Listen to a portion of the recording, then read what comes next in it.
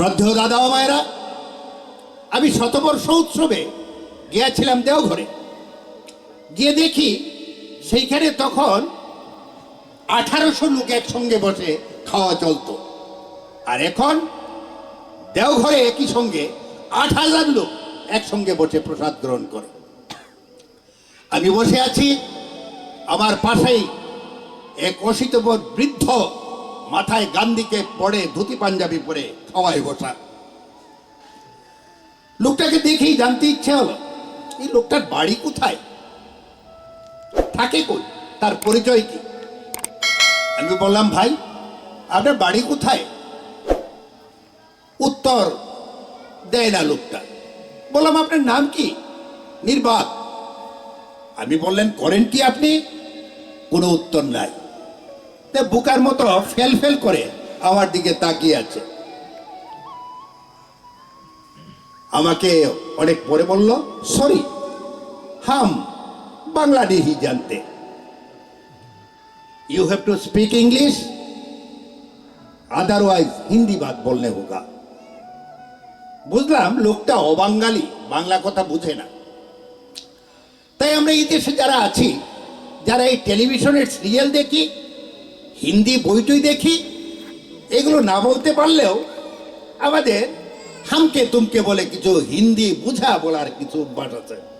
তাই সহজ ভাষায় বলে বুঝে তিনি বললেন, তার বাড়ি হচ্ছে পাটনা, তার নাম হচ্ছে শেখ উসমান গনি, তিনি ঠাকুরের একজন পাঞ্জাধারী কর্মী। শ্রদ্ধেয় দাদা ও মায়েরা, গর্বে বুকখানা ভরে উঠল। মনে হলো যে অসাম্প্রদায়িক চেতনায় পরম প্রেমময় শ্রী শ্রী ঠাকুর আনন্দের জোয়ারে এই পৃথিবীকে ভাসাতে চেয়েছিলেন, তার একটা ছোট্ট উদাহরণ দেখলাম দেওঘরে। সমাগত সুধীবৃন্দ, আমার কেন জানি মনে হয় আমরা ধর্মকর্ম করি, কিন্তু ধর্মের মূল স্বরূপটা আমাদের অন্তরে ধারণ করতে বড় কষ্ট হয়। মুখে মুখে বলি, ওই কাজে তো তা করি না। তাই ঠাকুর বললেন, মুখে জানে ব্যবহারে নাই, সেই শিক্ষার মুখে চাই। অর্থাৎ মুখে মুখে বলি বড় কথা, কি চরিত্রে সেই ভাব নাই। তাইলে এই ধর্মের দরকারটা কি? শুনেছি কবি নাকি বলেন, নানা বর্ণের গাভীরে ভাই, একই বর্ণের দুধ, জনম ঘুরিয়া দেখলাম একই মায়ের পুত। এই সমস্ত বলি আমরা, কিন্তু বুঝি না, মানতে চাই না, বুঝতে চাই না। শ্রদ্ধেয় দাদা ও মায়েরা, আমাদের জীবনের উদ্দেশ্যটা কি? আমরা মানব ধর্ম নিয়েই পৃথিবীতে এসেছি, এসেই নানা যন্ত্রণায় জড়িত হয়ে পড়েছি। কি যন্ত্রণা? পৃথিবীতে আসার এক যন্ত্রণা, বেঁচে থাকার এক যন্ত্রণা, দিন কালাতিপাত করার যন্ত্রণা, অশীতিপর বৃদ্ধ হয়ে জীবন নিয়ে আবার পরপারে চলে যাওয়া। একটু আগেই আমার এক শ্রদ্ধেয় বক্তা বলেছেন যে মাতৃগর্ভের জঠরে থেকে 10 মাস 10 দিন কাটায়ে এই পৃথিবীতে আসার জন্য গর্ভস্থ সন্তানের যে আকুতি তিনি শাস্ত্রের ব্যাখ্যা দিয়েছেন।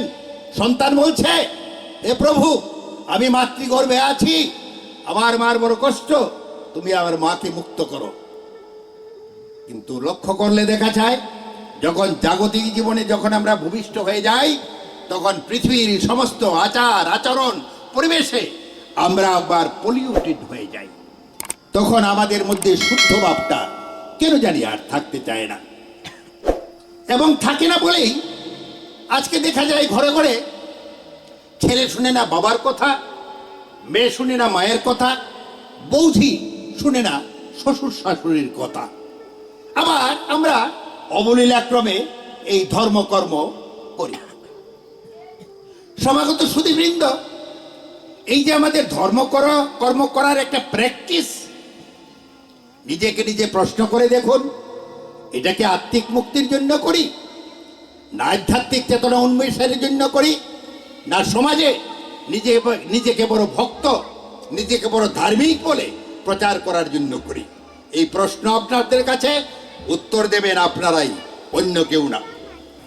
আবার শাস্ত্র গ্রন্থকার যারা আছেন তারা বলেন, জ্ঞানী গুণী পণ্ডিতরা বলেন, গোস্বামীদের মতো যারা বলেন যে আমরা অনেক ঋণ নিয়ে জন্মগ্রহণ করি, একটা পিতৃঋণ, ঋষি ঋণ, মাতৃঋণ, এইভাবে অনেক ঋণ। কিন্তু কই সমাজে তো তা দেখি না। অনেককে দেখি যে মা বাবাকে পরিত্যাগ করে আত্মমুক্তির জন্য হঠাৎ করে যে কোনো ধর্মের আশ্রয় নিয়ে একবারে লেবাস পরিবর্তন করে কৃষ্ণের নাম নিতে থাকেন। এটা কেমন ধর্ম? আমি যে মায়ের গর্ভে জন্মগ্রহণ করেছিলাম, হঠাৎ করে ভুলে গেলাম কি করে? মার কথা আমার মনে নাই কেন? বাবার কথা আমার মনে থাকে না কেন? আমার প্রশ্ন আজকে যারা আপনারা শুনছেন তাদের কাছে।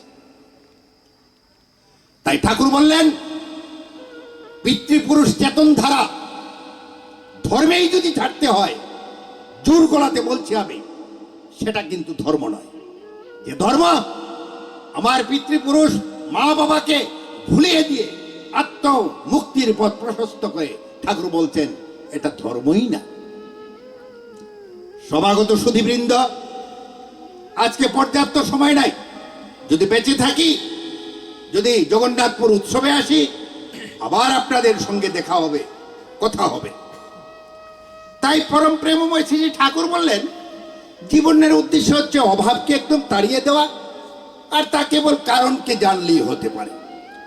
এই যে অফুরন্ত অভাব আমাদের, এটা কি করে যায়, কি করলে যাবে? ঠাকুর বললেন যে বিধি যখন আসেন তখন কিছু বিধান নিয়ে তিনি আসেন, নিয়ম কানুন শৃঙ্খলা। আমার কথা আপনারা বুঝতে পারেন?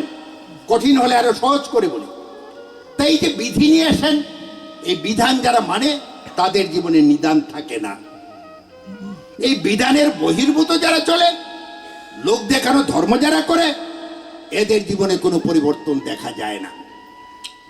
ঠাকুরের কাছে এক লোক এসে বলছে, ও ঠাকুর, তুমি বলেছ যজন যাজন ইষ্টবিধি শস্য নিষেধাজ্ঞা এইগুলো করলে জীবনের পরিবর্তন হয়। আমি তো এগুলো করি, কই আমার তো কিছু হয় না। ঠাকুরের মুখখানা কালো হয়ে গেল।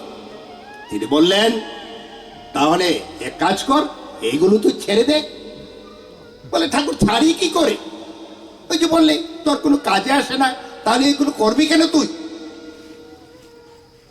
অনেকক্ষণ পরে ঠাকুর বললেন, দেখতো দূরে কি দেখা যায়? বলে, আগে ছোট্ট একটা চারা গাছ, ভালো করে তাকিয়ে দেখতো চারা গাছটা বাড়ছে কিনা। সে বোকা সেখানে গিয়ে বলছে, ঠাকুর হয়তো বাড়ছে, কিন্তু আমি তো বুঝতে পারি না। ঠাকুর বললেন, তুই বুঝতে পারিস না বলে কি চারা গাছটা বাড়ছে না? একটু একটু করে বাড়ছে, তুই বুঝতে পারিস না। তোর জীবনে একটু একটু করে হচ্ছে, তুই বুঝতে পারিস না। তাই ছাড়বার কথা বললে তুই ছাড়তেও পারিস না।